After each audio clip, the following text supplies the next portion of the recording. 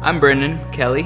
I'm Julie Kelly. So I've been going to Crossroads now since about 2009. And I've been there since 2003. We met in the church, dated for a bit, and got married in June of 2014. We didn't really have finances in order at all. We decided to try to get on track with things a little bit more. We knew Julie's student loans were coming out of deferment in January, and again, we had the house payment, both cars, my set of student loans, and then hers were coming.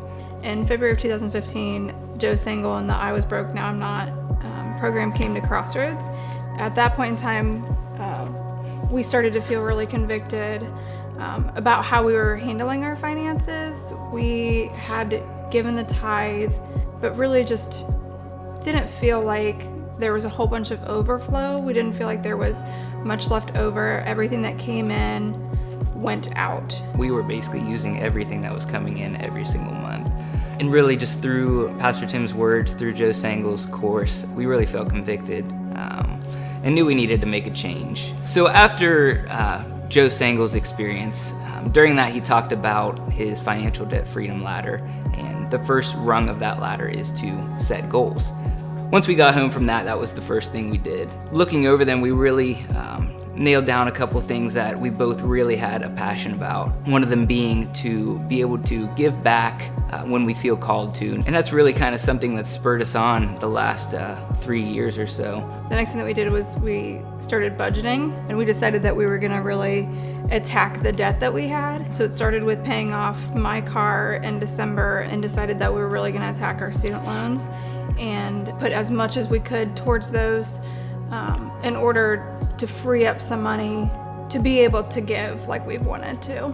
Throughout the whole thing, we never stopped tithing. Being able to stick to the tithe and being faithful to God's word, not only on what he asks, but going above and beyond and being generous has truly paid off for us.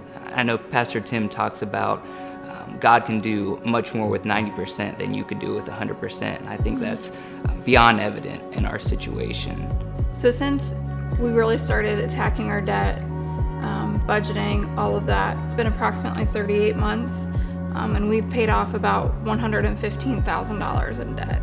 We're all the way down to just our house, and we have big goals because of that now. The freedom we feel from not being tied down to different loans each month.